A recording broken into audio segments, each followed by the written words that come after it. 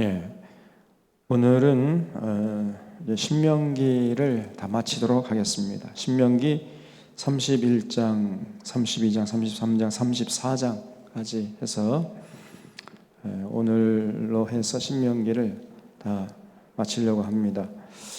이 신명기 31장을 우리가 올바로 이해하려면은 31장부터 이해를 해야 돼요. 이제 모세가 신명기 31장에서 하나님께서 우리에게 두 가지 길을 놓으셨다 그랬죠. 그래서 복된 길과 저주길, 생명길과 사망길을 놓으셨다 그랬습니다. 그래서 이 둘 중에서 두 가지 갈래길에 섰을 때 반드시 우리는 복된 길, 생명길을 선택해야 된다는 거예요. 저주길, 사망길을 선택해서 그 길로 열심히 가면 어떡합니까? 열심히 가면 갈수록 더 빨리 망하는 거죠. 그래서 늘 제가 말씀드릴 때 열심보다 더 중요한 것은 방향이다 그랬어요. 꼭 마음에 새게 됩니다. 우리가 열심을 내기 전에 먼저 방향을 잘 선택해야 돼요. 방향을 잘못 선택해가지고 거기서 열심을 내봐요. 그러면은 열심을 낼수록 더 빨리 망하는 것이고, 열심을 내면 낼수록 더 하나님의 은혜에서 멀어지잖아요. 그래서 열심을 내기 전에 먼저 해야 할 일은 올바른 방향을 선택하는 겁니다. 거기에 여러분 정말 최대한 관심을 가지고 애를 써야 돼요. 그래서 여기 오늘 너에게 복과 저주를 놨다, 생명길과 사망길을 놨기 때문에 반드시 복된 길, 생명길을 선택해라, 이렇게 지금 30장에서 말씀했죠.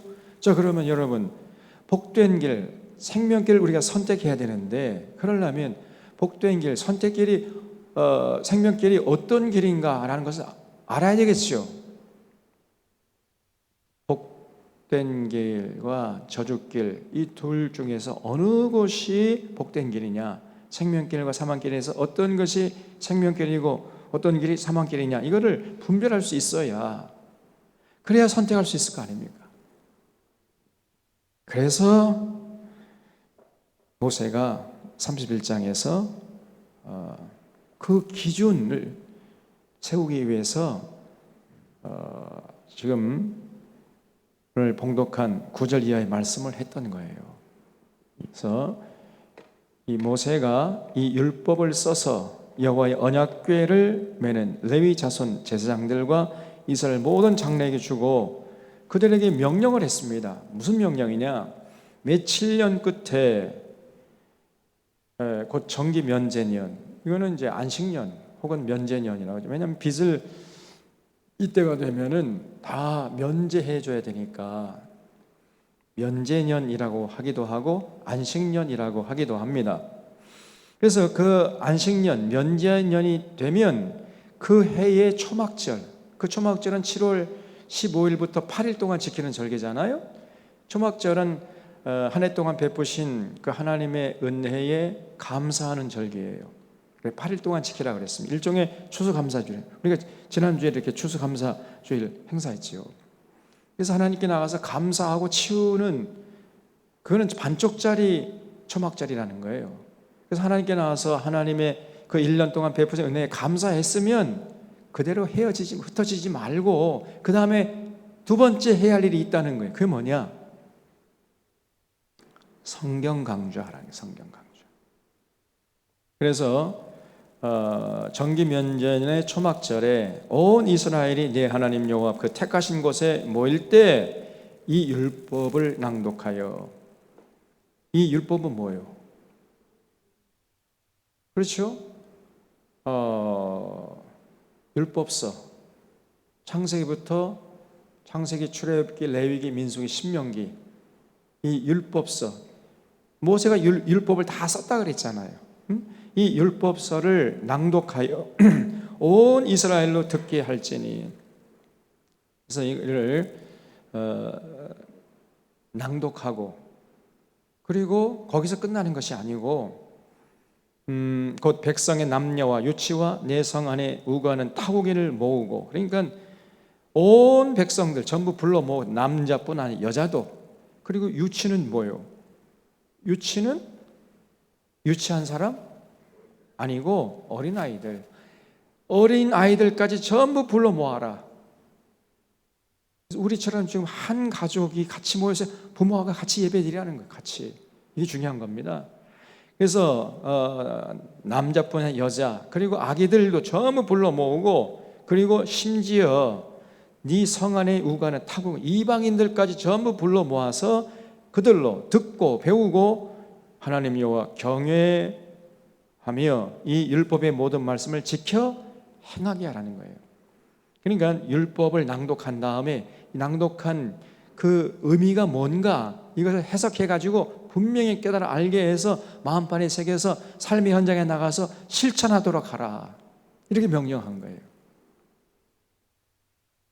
그런 하나님의 율법이 마음속에 딱 정리되어 있고 살아 움직일 때, 삶의 현장에 나가서 순간순간 두 갈래 길에 섰을 때, 어느 쪽이 복된 길이고 어느 쪽이 저주길인가, 어느 길이 생명길이고 어느 길이 사망길인가, 이거를 분별할 수 있게 된다는 거지요. 여러분, 어떤 기준이 있어야, 판단 기준이 있어야, 선택의 기준이 있어야 분별할 수 있을 거 아닙니까? 그 기준이 없으면은 그냥 자기 소견에 오른 대로 자기 감정에 치우쳐서 판단하고 선택할 거 아니에요? 그러면 그는 실패할 확률이 높은 거예요.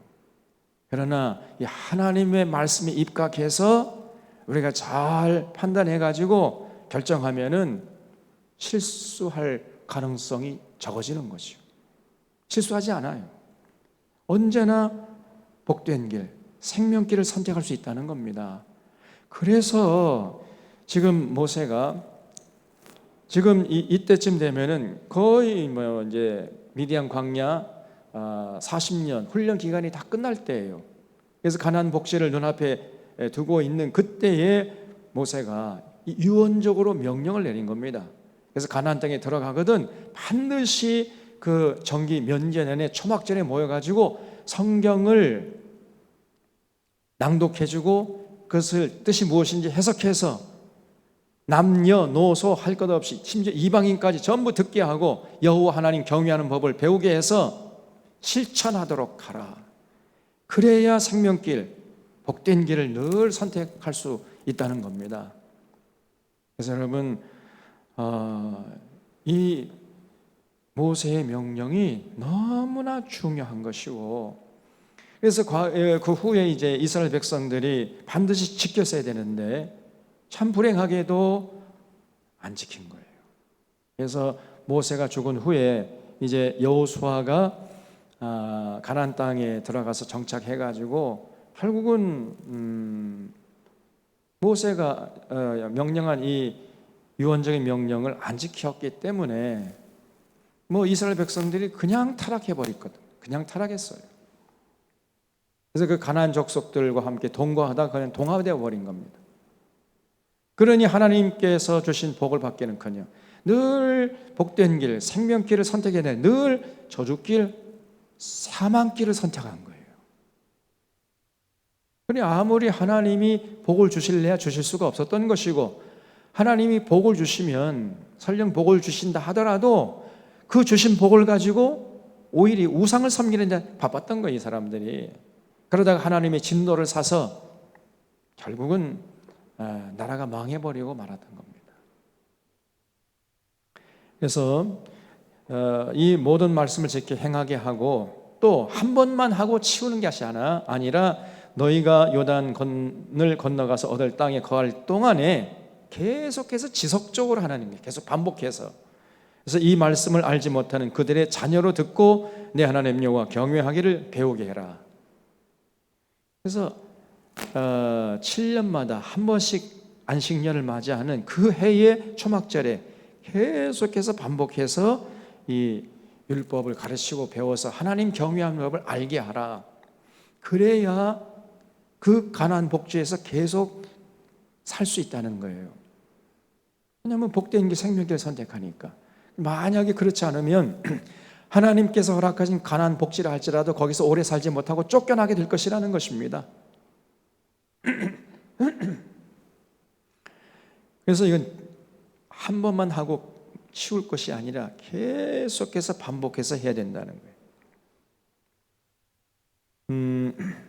근데 불행하게도 이스라엘 백성들이 그 후에 안 했던 거죠. 그러다가 딱 한 번 이제 에스라 느헤미야 시대 때에 거의 1000년 만에 한 번 이 모세의 명령을 실천했습니다. 에스라 느헤미야 시대 때에 바벨론 포로로 잡혀갔다 와가지고 그래 그 후에 이제 에스라 느헤미야 시대 때에 온 국민들이 모여서 그 정기 면제년의 초막절에 8일 동안 창세기, 출애굽기, 레위기, 민수기, 신명기 이거를 가지고 오전에만 있어. 오전. 그러니까 오전 6시부터 오후 정오 12시까지 6시간 동안 매일같이 7일 동안 했거든요. 그렇게 해서 창세기, 출애굽기, 레위기, 민수기, 신명기 이걸 전부 다 낭독하고 해석해주고 그 뜻을 알게 하고 이런 성경 강좌를 실시했던 겁니다. 그랬더니요 놀라운 역사가 일어난 겁니다. 온 국민들이 그 말씀 앞에 서 보니까 자신들의 부족함이 드러나는 거예요. 그래서 하나님 앞에 철저히 회개했습니다. 그 1000년 동안의 죄악을 회개하는 장면이 느헤미야서 9장 이하에 나와요. 그 읽어보면 그들의 회개가 진정성이 있었음을 금방 알게 됩니다. 그냥 눈물 찔끔 흘리고 치워버리는 악어의 눈물이 아니었어요. 진심으로 자신들의 잘못된 삶을 회개하고 돌이키려는 그 진정성이 거기에 담겨 있는 것을 볼 수 있습니다. 그 완전히 그 나라, 그 사회, 그 사람들이 새로워진 거예요. 그렇습니다, 여러분. 말씀 앞에 온전히 설 때만이 사람이 새로워질 수 있습니다. 부분적으로, 파편적으로, 미흡하게, 심지어는 왜곡되게. 그런데 어떻게 사람이 새로워질 수 있겠어요? 절대 불가능합니다. 그래서 우리가 이제 지난 주일날 추수감사주일 지나고 월요일부터 월, 화, 수 오늘까지 이제 3일 동안 했죠. 그럼 내일 모레 이틀 남았습니다. 우리는 9시부터 오후 5시까지 그러니 하루에 9, 10, 11, 12 하나, 둘, 셋, 넷, 다섯, 여섯. 아니 가만히 있어봐. 5시까지는 8시간이죠. 8시간인데 그 중에 식사 시간 30분 빼니까 7시간 30분 하는 거예요. 하루에. 그렇죠? 7시간 30분 해가지고 5일 동안 했는데 창세기부터 말라기까지 다 할 수 있단 말이에요. 우리 3일만 해도 이게 뭐 자꾸 울립니다, 여기 집사님. 네. 벌써 오늘까지 해서 이사야서까지 다 나갔거든요. 이사야. 대단한 거 아닙니까? 그래서 중요한 것은요, 바르게 하는 것도 중요한데 더 중요한 건 뭐냐? 빠르게 하는 거야. 빠르게. 앉은 자리에서 전에 했던 성경의 내용을 읽기 전에 그냥 끝까지 가버리는 겁니다. 창세기부터 말라기까지 가급적이면은 헤어지지 말고 그 앉은 자리에서 다 해버리는 거예요. 우리가 그럴 수 없으니까 이제 집에 갔다가 바로밤 자고 와서 다시 모이고 이렇게 하는데 제일 좋은 것은 흩어지지 말고 함께 먹고 자고 그러면서 창세기부터 말라기까지 그냥 돌파해버리는 거예요. 빠르게 하는 게 중요합니다. 빠르게. 거기서 굉장한 말씀의 파워가 나오게 됐어요. 다이나마이트 같은 폭발력이 그래서 나옵니다. 똑같이 창세기부터 말라까지 하더라도 그거를 한 1년에 걸쳐서 심지어 2년, 3년에 걸쳐서 이렇게 해버리면은 다 과거 했던 거 잊어버리잖아요. 그럼 별로 힘이 없습니다.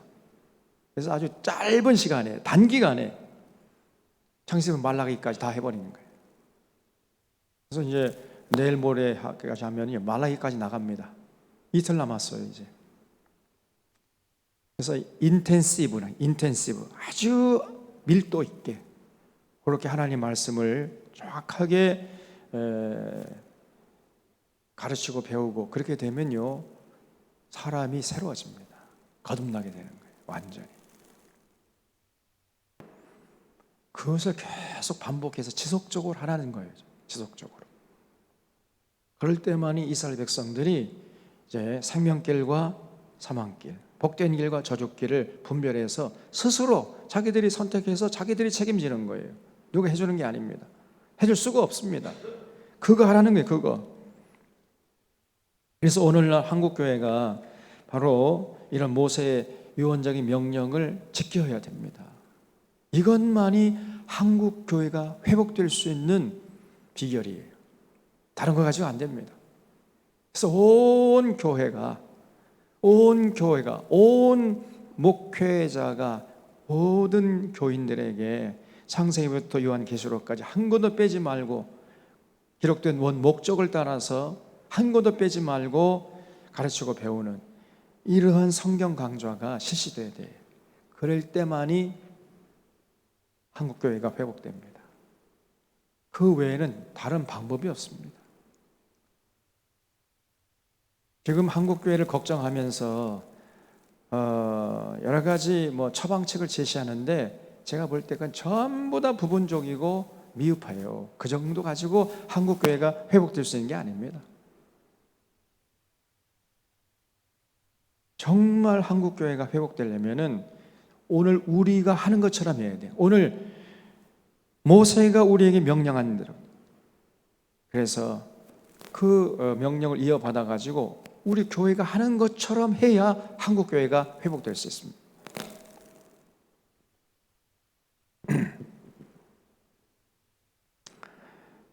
그런데 안타깝게도 참 다른 데 관심들이 많아요.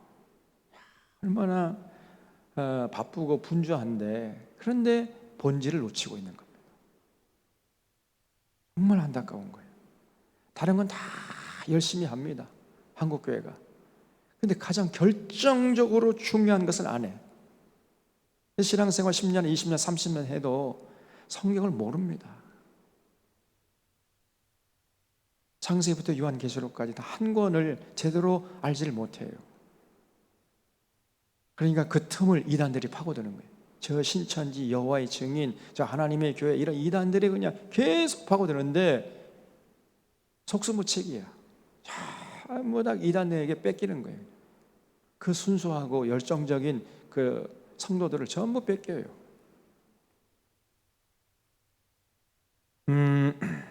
그래서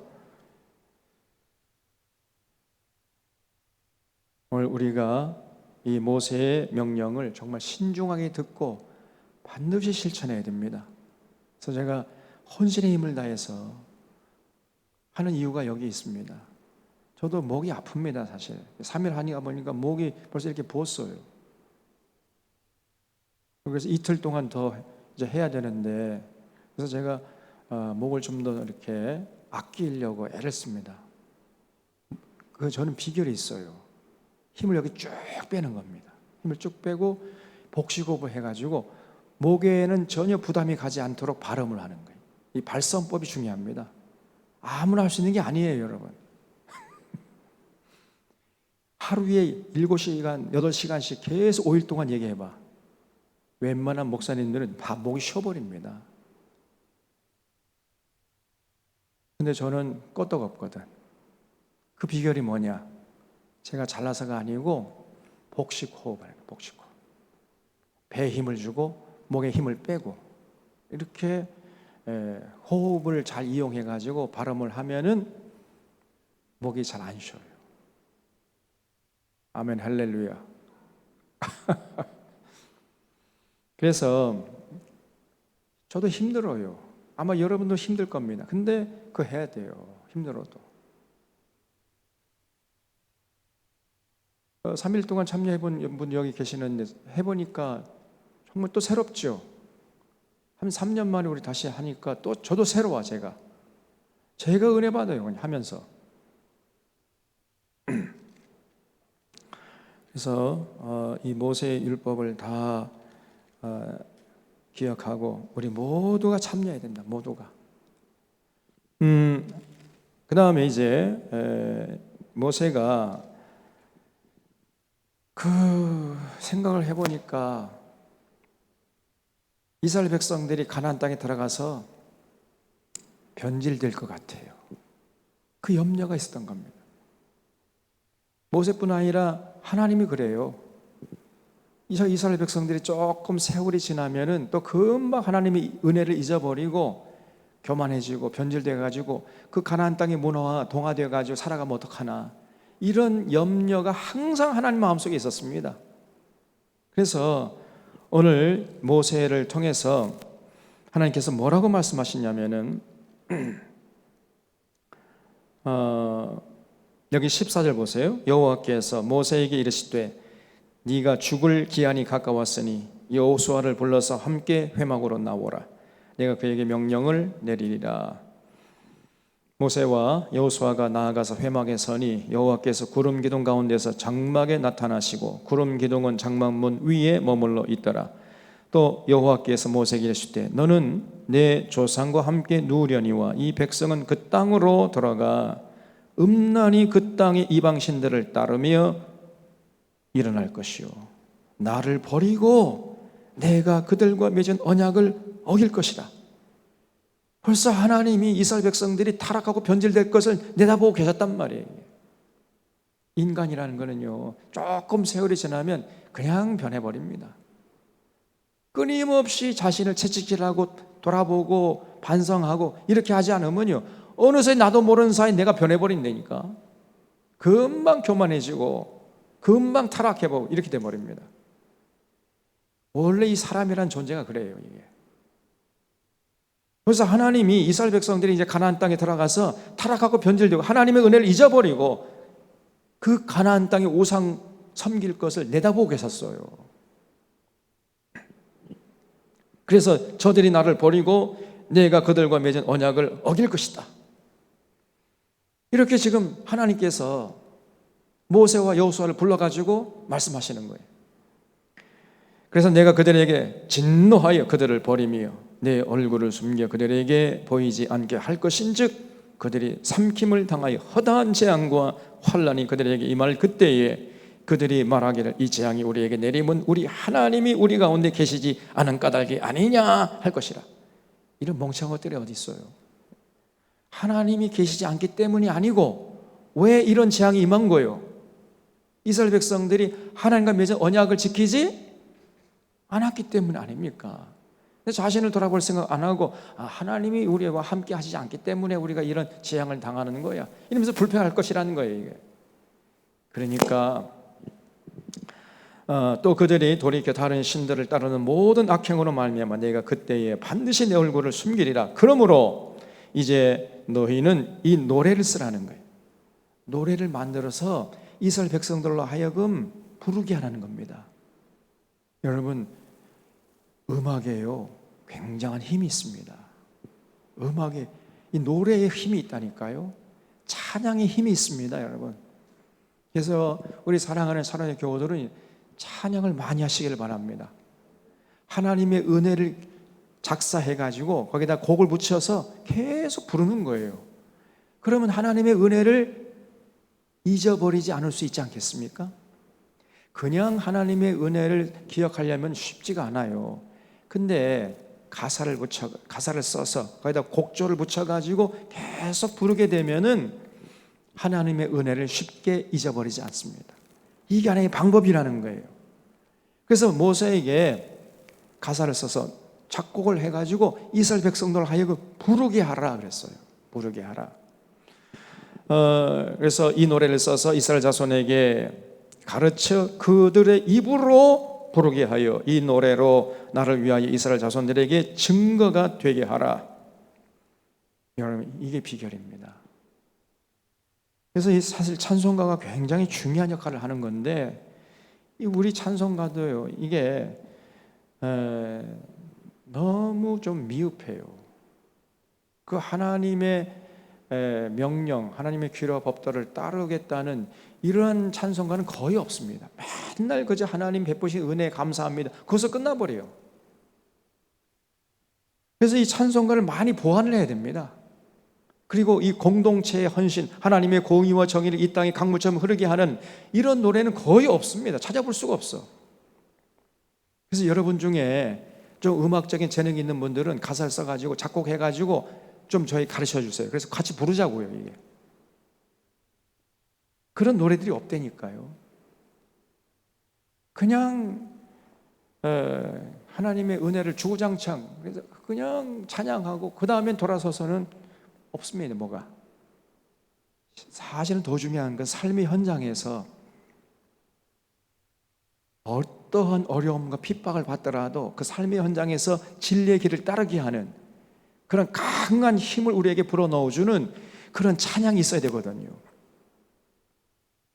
그리고 하나님의 은혜를 잊지 않게 해서 삶의 현장에서 하나님의 규례와 법도와 명령을 따라 살게 만들어주는 그런 힘을 북돋아주는 그런 영성이 깊고 맑은 이런 찬송가가 있어야 되는데 그런 찬송가가 없습니다. 이 찬송. 하나님의 은혜를 높이는 것은 많아요. 그러나 진리를 모장해서 진리 따라 살아가게 만들어주는 이런 찬송가는 거의 없다니까. 그래서 제가 찬송가를 선곡할 때마다 매일 고민을 해요. 매일. 이 복음성가 중에서 조금 가끔 그런 찬송이 있긴 있습니다. 그래서 그런 찬송가도 우리가 불러서 계속해서 우리 다음 세대까지도 가르쳐야 할 필요가 있습니다. 이걸 찬송가를 많이 보완을 해야 돼요. 그래서 여기 20절에 내가 그들의 조상들에게 맹세한 바 젖과 꿀이 흐르는 땅으로 그들을 인도하여 드린 후에 그들이 먹어 배부르고 살찌면 돌이켜 다른 신들을 섬기며 나를 멸시하여 내 언약을 어기리니. 이게 하나님의 걱정이에요. 저 사람들이 가나안 땅에 정착해가지고 이제 배부르 등 짜수면은 내 은혜를 잊어버리고 우상을 섬길 것이다. 이거를 하나님이 벌써 내다보고 계셨습니다. 근데 그대로 됐잖아요. 하나님의 걱정이 괜한 걱정이 아니었습니다. 그래서 먹어 배부르고 살찌면 돌이켜서 나의 다른 신들을 섬기고 나를 멸시하여 내 언약을 어길 것인데, 그러면 그들의 수많은 재앙과 환난을 당할 때 그들의 자손이 부르기를 잊지 아니한 이 노래가 그들 앞에 증인처럼 되리라. 그럼 그때마다 그냥 입버릇처럼 부르던 이 찬송가, 이 노래가 그들을 깨우치게 될 것이라는 겁니다. 우리가 이 노래 부른 것처럼 하나님의 은혜를 잊어버리고 하나님의 명령을 따라 살아야 되는데 하나님의 명령 따라 살지 않고 우리 멋대로 속에는 오른 대로 그 바알과 우상 거짓 선지자이 가르치는 대로 따라 살았구나. 그러므로 우리에게 이러한 재앙이 왔구나 깨닫게 될 것이라는 거예요. 그래서 모세에게 빨리 가사 써가지고 노래를 지어서 백성들에게 부르게 하라 그랬어요. 그래서 모세가 지은 노래가 어디 나옵니까? 32장에 나와. 그래서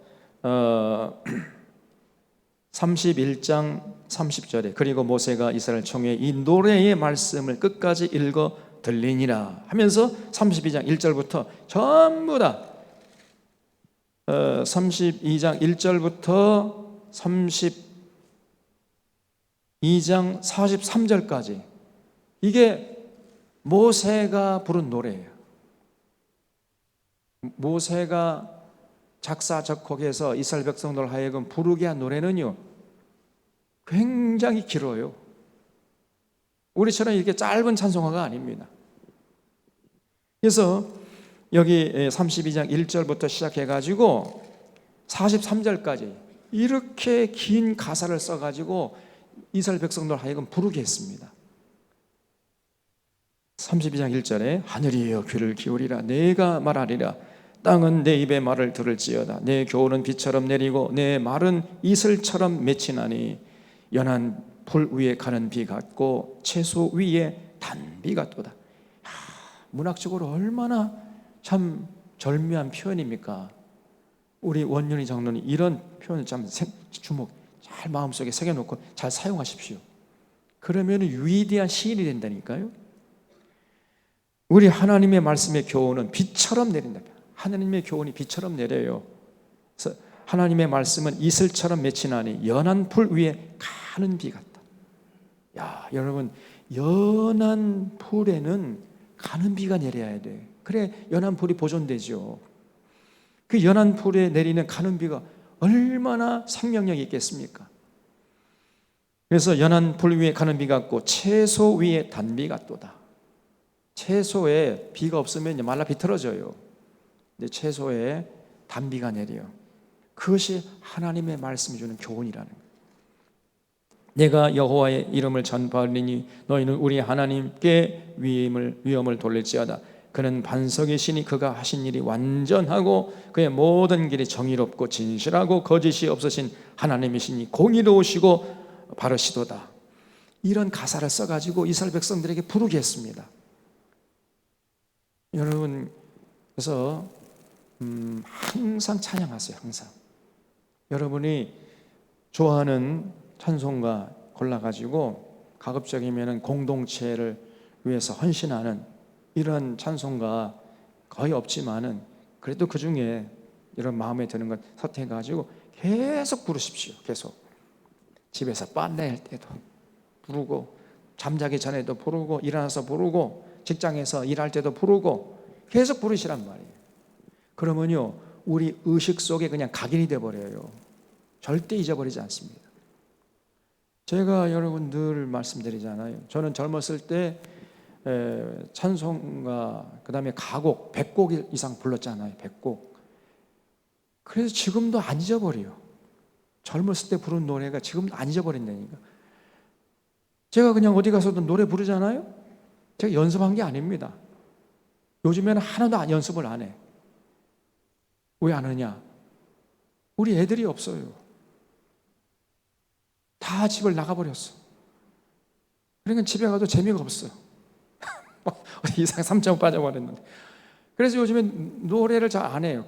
그래도 어디 가서 노래하면은요 10곡 이상 부를 수 있다니까. 그냥 저절로 머릿속에 생각이 나.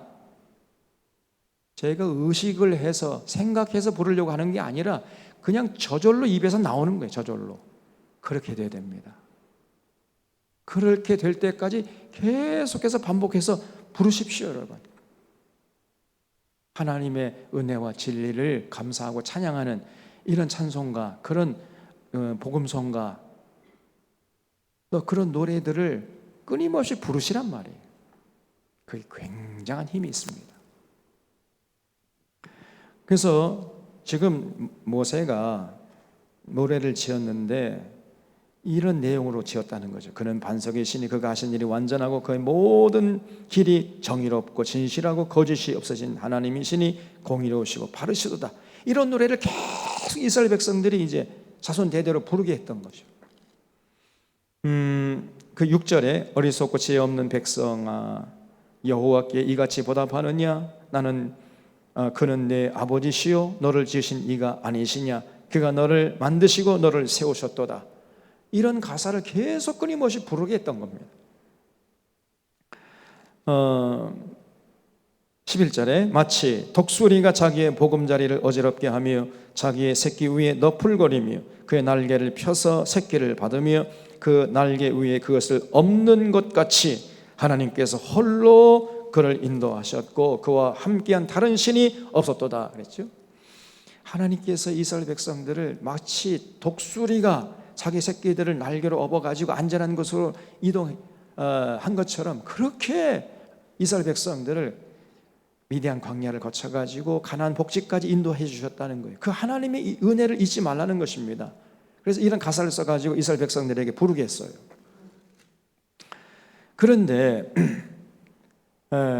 여기 15절 말씀 보면은 여수론이 기름짐에 발로 차버렸습니다. 여기 여수론이 뭐냐면요, 여수론이란 뜻은 올바른 자란 뜻이, 올바른 자. 이스라엘 백성들을 의미하는 얘기입니다. 이스라엘 백성들의 별칭이 여수론이에요. 여수론. 근데 이 여수론이 기름짐에 바로 차버렸습니다. 조금 배부르고 등 따스우니까 하나님의 은혜를 잊어버리고 하나님께서 그들의 행복을 위해서 명령하신 그 율법을 바로 차버린 거예요. 그래서 네가 살찌고 비대하고 윤택함에 자기를 지으신 하나님을 버리고 자기를 구원하신 반석을 없인 여겼도다.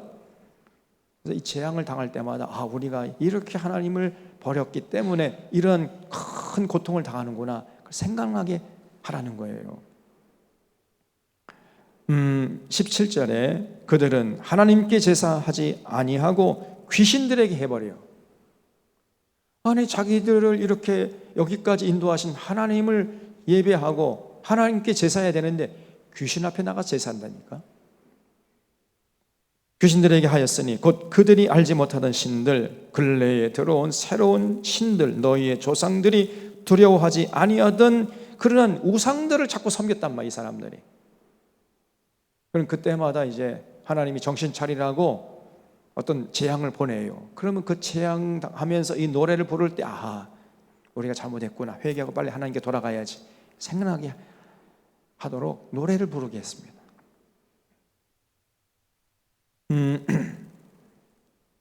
그래서 여기 21절에도 그들이 하나님이 아닌 것으로 내 질투를 일으키며 허무한 것으로 내 진노를 일으켰으니 나도 백성이 아닌 자로 그들에게 시기가 나게 하며 어리석은 민족으로 그들의 분노를 일으키리로다. 이런 노래를 자꾸 부르게 했던 겁니다. 그래서 30절에 그들의 반석이 그들을 팔지 아니하였고 여호와께서 그들을 내주지 아니하셨더라면 어찌 하나님 하나가 천을 쫓으며 둘이 만을 도망하게 하였으리요. 이게 무슨 말이냐면은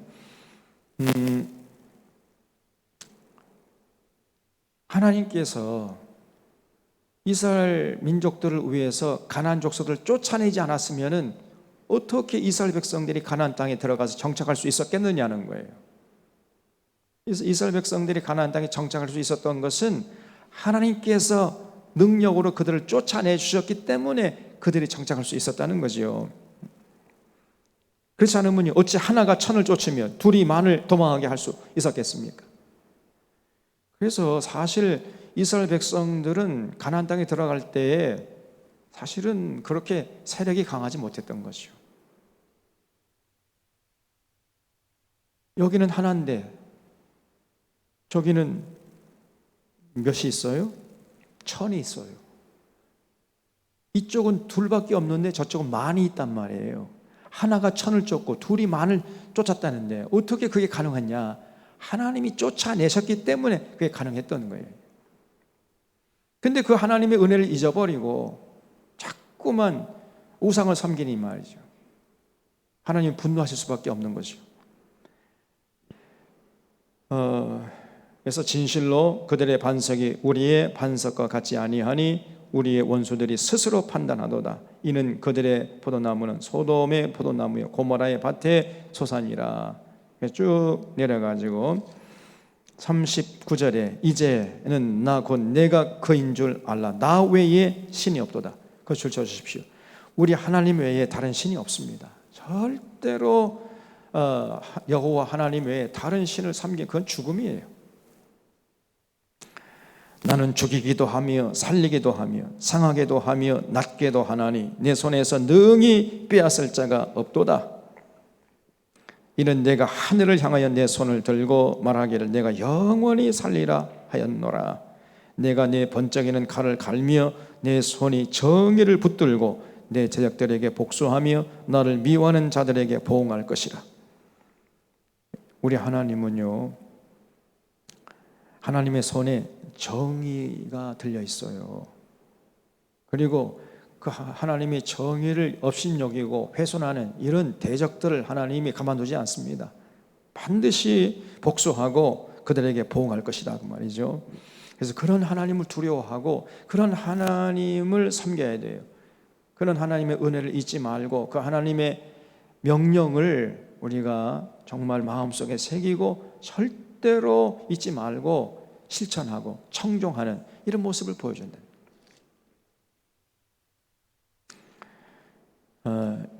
이렇게 긴 노래를 써가지고 이스라엘 백성들에게 부르게 했습니다.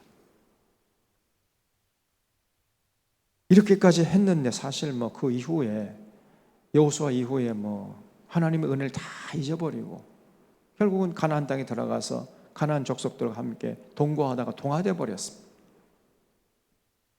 정말 안타까운 노래죠. 그래서 44절에 모세와 눈의 아들 여호수아, 여기 호세아라고 되어 있는데 이 호세아가 여호수아예요. 눈의 아들 여호수아가 와서 이 노래의 모든 말씀을 백성에게 말하여 들리니라. 그러니까 백성들로 하여금 부르게 했다는 거죠. 하나님의 명령대로. 그래서 모세가 이 모든 말씀은 온 이스라엘에게 말하기를 마치고 그들에게 이르되 내가 오늘 너희에게 정하는 모든 말을 너희 마음에 두고 너희의 자녀에게 명령하여 이 율법의 모든 말씀을 지켜 행하게 하라. 그래서 여러분, 우리만 지킬 것이 아니라 우리 자손들도, 우리 자녀들, 우리 아들, 딸들, 손자, 손녀들에게도 가르쳐서 지키게 해야 됩니다. 우리만 복받고 끝날 겁니까? 아니잖아요. 그래서 너희 마음에 둘 뿐 아니라 너희의 자녀에게도 명령하여 이 모든 말씀을 지키게 하라는 거예요. 그래서 여러분, 자녀 교육 잘해야 됩니다. 어릴 때에 하나님을 두려워하고 하나님의 말씀을 경청해서 그 마음판에 새겨가지고 실천하도록. 그래서 여러분, 교회 나올 때 여러분 혼자 나오지 말고 반드시 자녀들 데리고 나와서 같이 옆에 앉아가지고 예배 드리세요. 이게 굉장히 중요한 겁니다. 사실 교회 학교에서 뭐 이렇게 분반 공부하는 건 나중에 되면 하나도 생각 안 나. 뭐만 남습니까? 이미지만 남아요. 이미지. 저도 어렸을 때부터 어머니 손에 붙들려 가지고 아주 갓난아기 때부터 교회에 드나던 사람이에요. 근데 뭐 지금 그때 들었던 설교 하나도 생각 안 납니다. 그때 분반 공부, 제가 뭐 유치부, 유년부, 초등부, 소년부, 중등부, 고등부, 청년부 다 나왔거든요. 근데 그 교회 학교에서 배운 거 하나도 생각이 안 나. 그런데 그 교회 학교 선생님이 나를 이뻐해 주셨다. 그리고 끝나면은 떡볶이 집에 가가지고 떡볶이 사줘. 그건 생각이 나요. 이미지만 남는 겁니다. 그래서 여러분 자녀들 데리고 어렸을 때부터 우리 엄마 아빠가 반드시 교회당 갈 때에 나를 데리고 가서 옆에서 앉아서 같이 예배 드렸다. 그것만 생각나는 겁니다. 그 구체적인 내용은 생각 안 나지만은 그 이미지만 남아가지고 결정적일 때 그 이미지가 그 자녀들을 잡아주는 거예요. 이 교회를 또 혼자 오지 말고 자녀들 어떻게 하든지 간에 구슬려가지고 같이 오시란 말이에요. 그래서 우리 전 부모하고 자녀가 함께 예배하는 교회가 되자. 그렇게 지금 해가지고 지금 그렇게 하고 있잖아요. 충실히 하고 있는 교인들이 있습니다. 내가 눈여보거든요. 혼자 안 나오죠. 항상 자녀들 옆에 앉혀가지고 같이 예배 드립니다.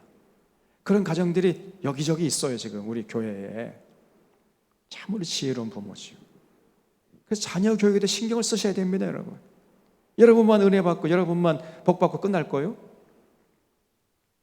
그래서 너도 마음에 들 뿐 아니라 너의 자녀에게 명령하여 이 율법의 모든 말씀을 지켜 행하게 하라. 이게 하나님의 명령이에요. 그래서 47절 이는 너희에게 헛된 일이 아니라 절대로 헛된 일이 아닙니다. 그래서 여러분 뭐 교회 학교 이렇다 저렇다 생각하지 말고 대예배에 같이 와서 예배 드리게 하란 말이에요. 대예배. 부모님과 함께 예배 드린 그것이 남습니다. 다른 건 별로 남지 않아요. 그리고 가정에서 가정 예배 드리시란 말이에요. 가정 예배. 우리 엄마 아빠가 참 가정 예배 그렇게 강조하셨지. 이것만 생각납니다. 그리고 가정예배에서 부르던 찬송가, 이것이 생각나요. 그 구체적인 말씀들은 하나도 생각이 안 나. 그때 불렀던 찬송가, 그때 엄마 아빠가 간절하게 기도했던 그 기도에 하는 모습, 이것만 남습니다. 근데 그것이 자녀들의 신앙을 지켜준단 말이에요. 내가 잘 때 우리 엄마가 나를 위해서 눈물로 내 머리에 손을 놓고 기도해 주셨지, 그게 남습니다.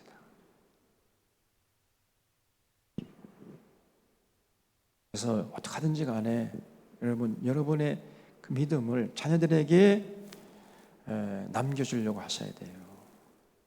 정말 중요합니다. 결코 그것은 헛된 일이 아닙니다. 그것은 너희의 생명이니 이 일로 말미암아 너희가 요단을 건너가 차지할 그 땅에서 너희의 날이 장구하리라.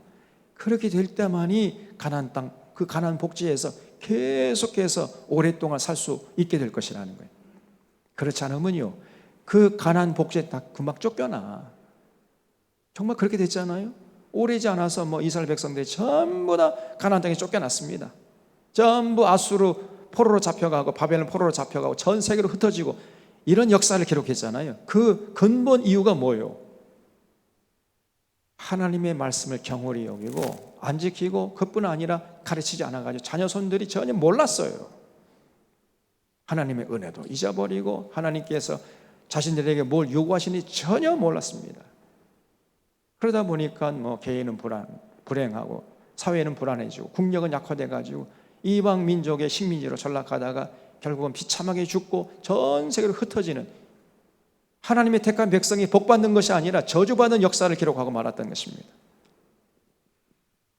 이런 교훈을 우리에게 성경이 주고 있잖아요. 다시는 이런 어리석음을 반복하면 안 됩니다. 그래서 그렇게 우리가 큰 노력이 필요하지 않아요. 습관이 되면 됩니다. 가정예배 드리고 주일날 나올 때 나 혼자 나오지 말고 같이 나오려고 애를 쓰고 그렇게 되면 됩니다. 그리고 성경 강좌할 때 좀 참여하시고, 이 정도 해도요 신앙을 전수할 수 있습니다. 자, 그런 다음에 이제 신명기 33장에서 이제 모세가 그 12지파 각 지파를 위해서 축복 기도를 합니다. 일일이 각 지파마다 축복 기도 하는데 보니까 어떤 지파는 그냥 대충 넘어가 버려요. 그리고 어떤 지파는 아주 열심히 기도해줘. 모세도 조금 차별을 했던 것 같습니다.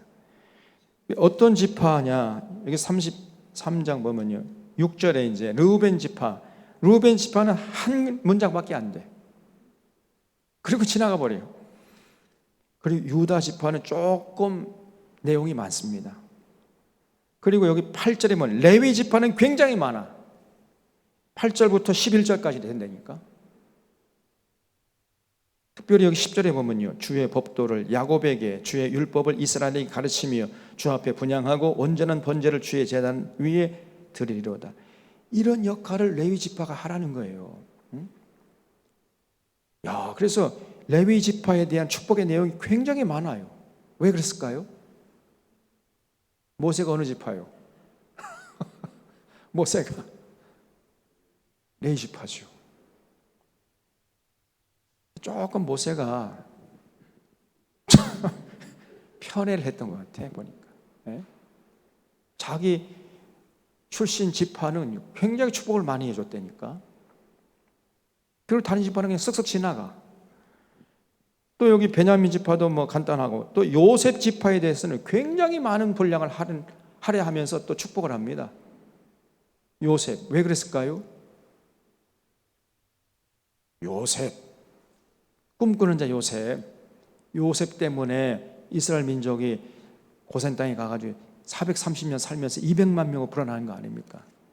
그래서 그 요셉의 헌신을 잊지 않았던 것 같아 모세가요. 그래서 굉장히 많은 분량을 가지고 지금 축복하고, 나머지 지파들은 그냥 쓱쓱 차 지나갑니다. 또 므낫세 지파, 에브라임 지파, 스불론 지파, 갓 지파, 단 지파, 납달리 지파, 여기 24절 보면 아셀 지파인데 이 아셀 지파도 굉장히 내용이 많아요. 왜 아셀 지파에 이렇게 많은 축복을 했을까? 나중에 천국 가서 한번 물어봅시다. 그리고 이제 34장에 보면은 이제 결국은 모세가 모든 사명을 잘 마치고 하나님 품에 안기는 모습이 나오는데 34장 1절에 모세가 모압 평지에서 느보산에 올라가 여리고 맞은편 비스가산 꼭대기에 이르매 여호와께서 길랏 온 땅을 단까지 보이시고 또 온 납달리와 에브라임과 므낫세의 땅과 서해까지 유다 온 땅과 네겝과 종려나무의 성읍 여리고 골짜기 평지를 소알까지 보이시고 여호와께서 그에게 이르시되 이는 내가 아브라함과 이삭과 야곱 맹세하여 그의 후손에게 주리한 한 땅이라. 가나안 복지를 모세에게 다 보여주시면서 하시는 말씀이 뭐냐? 내가 너의 눈으로 보게 하였거니와 미안하지만 모세야 너는 그 땅으로 못 돌아간다는 거야. 너는 그리로 건너가지 못하리라 하심에 이에 여호와의 종 모세가 여호와의 말씀대로 모압 땅에서 죽어 벳볼 맞은편 모압 땅에 있는 골짜기에 장사되었고 오늘까지 그의 묻힌 곳을 아는 자가 없느니라. 그래서 모세의 무덤이 없습니다. 어디에 묻혔는지 몰라. 왜 그랬을까요? 왜 하나님이 모세를 그렇게 오매불만 그리워하며 40년 동안 그 가나안 복지를 향해 왔는데 모세야 너는 미안하지만 그 가나안 땅에 못 돌아가. 왜 못 들어가겠을까요? 그리고 모세의 무덤이 어디 묻혀 있는지도 알지 못하게 했어. 왜 그랬을까요? 딱 한 가지죠. 새 시대가 되면요 과거의 지도자들은 잊혀져야 돼. 그래야 새 시대가 시작되는 겁니다. 과거의 지도자가 계속해서 역사의 무대에서 퇴장하지 않고 자기가 무슨 일을 하려고 자기가 주도권을 행사하고 해봐요. 그러면 절대로 새 시대가 시작되지 않습니다. 새 시대가 시작됐다는 것은 뭘 의미하냐면 지도자가 교체되는 거야. 그럴 때 비로소 새 시대가 시작되는 겁니다. 그래서 미안하지만 모세야 너는 여기서 끝이야. 네 사명 여기까지야. 이렇게 말씀하시니까 모세가요 그 하나님의 그 의미를 잘 깨닫고 알겠습니다. 더 이상 졸르지 않았어요. 나도 가나안 땅에 들어가게 해주세요. 조르지 않고요. 알겠습니다. 깨끗하게 물러가는 거예요. 아주 클리어하게. 그냥 목사님들이 그냥 은퇴해서 불구하고 미래 남아가지고 그냥 그 세습하려고 하고 뒤에서 그냥 영향력 행사하려고 이런 짓을 하고 있어요.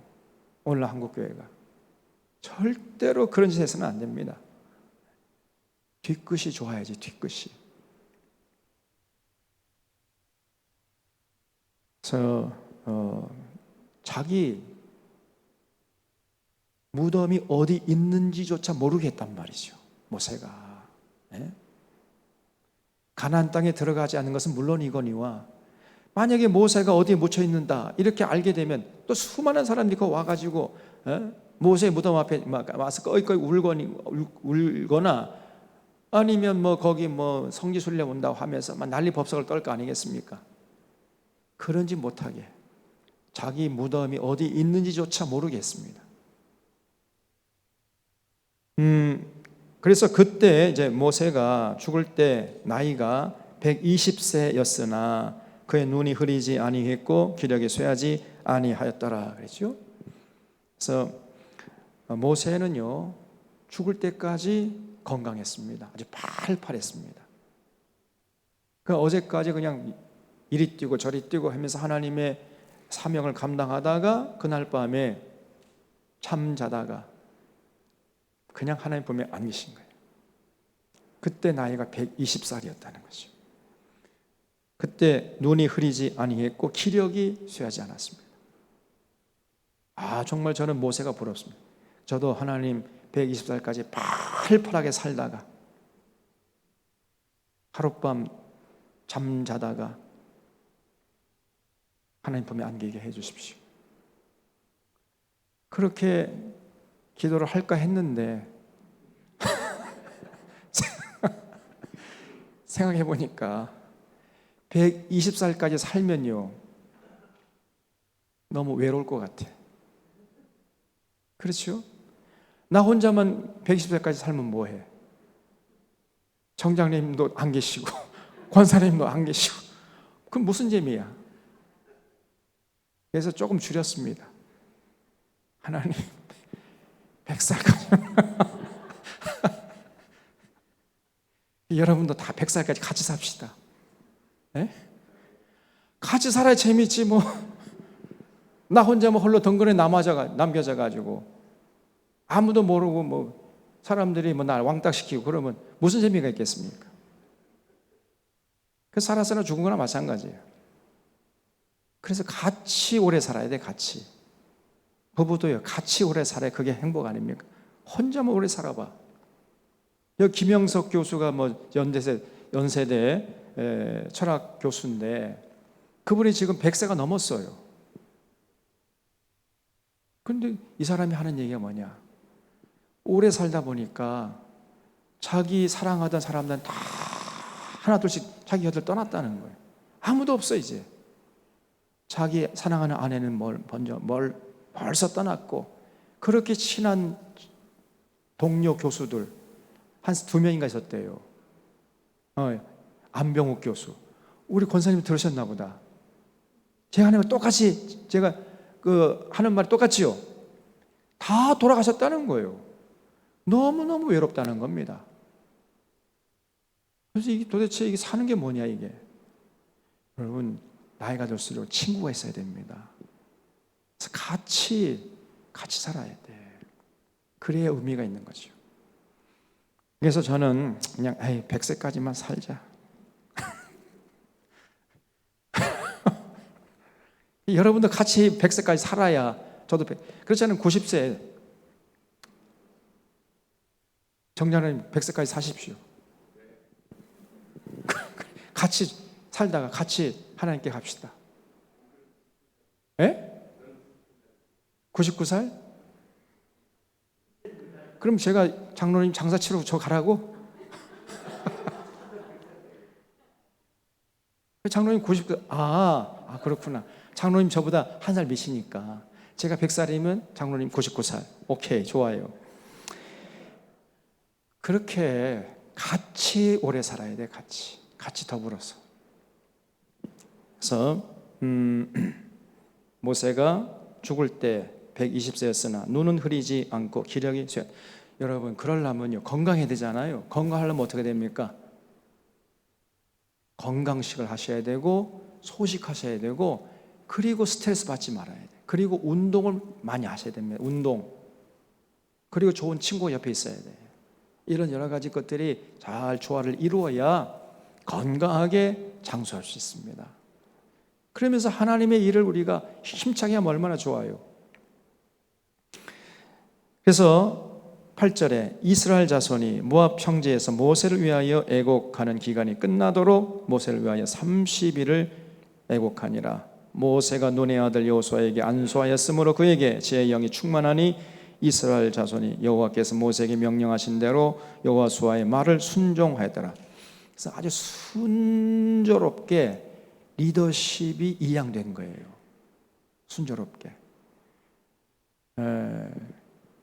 여러분 이 바톤 타치할 때가 중요한 거거든요. 아무리 열심히 달려도 바톤을 놓쳐버리면 1등 할 수가 없잖아요.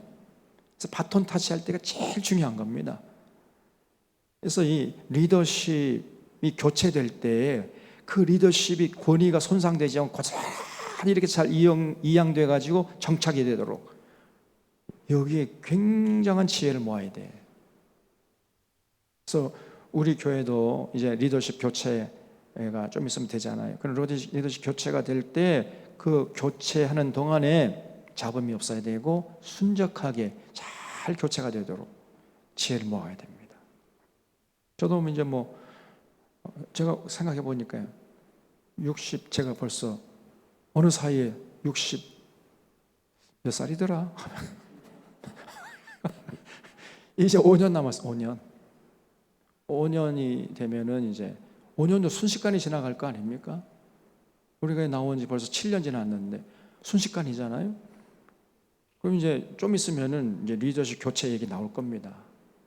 그때 여러분 잡음이 없어야 되고요. 지혜롭게 잘 리더십 교체가 이루어져야 됩니다.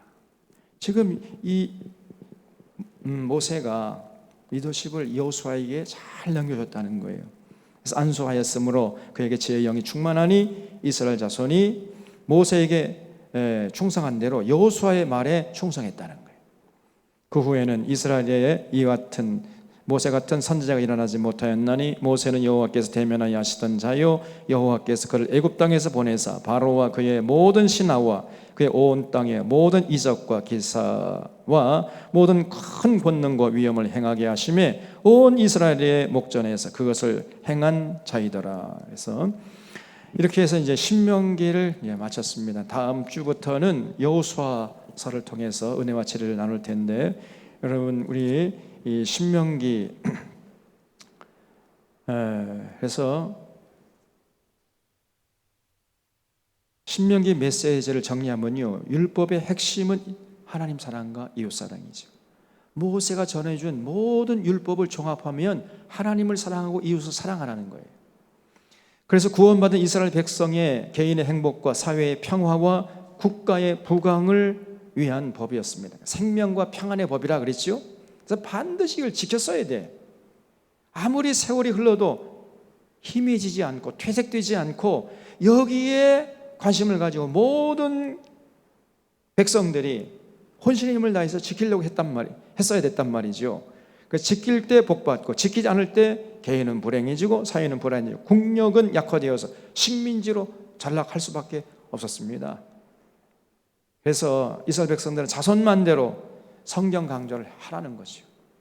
그래서 이 율법을 알게 해서 하나님 경외하게 하고 이웃과 더불어 살라고 모세가 신신당부했어요. 신신당부. 그래서 신명기입니다. 만약에 지키지 않으면 반드시 심판하실 것이라고 하나님 약속하셨죠. 그리고 거기에 대해서 이스라엘 백성들은 지킬 것이라고 철석같이 약속을 했어요. 그래 놓고 돌아서서 안 지켰습니다.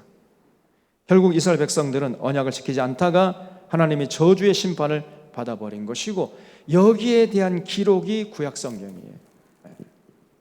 그래서 구약성경을 우리가 대할 때마다 과거의 이스라엘 백성들의 실수를 다시는 반복하면 안 되겠구나, 이런 교훈을 얻어야 됩니다.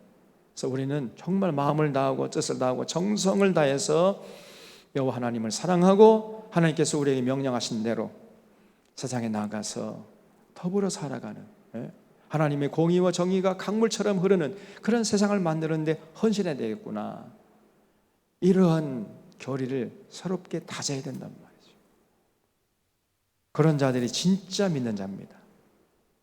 사랑하는 우리 sharon교회가 그런 참된 믿음의 사람들로 가득 차고 넘칠 수 있기를 바랍니다.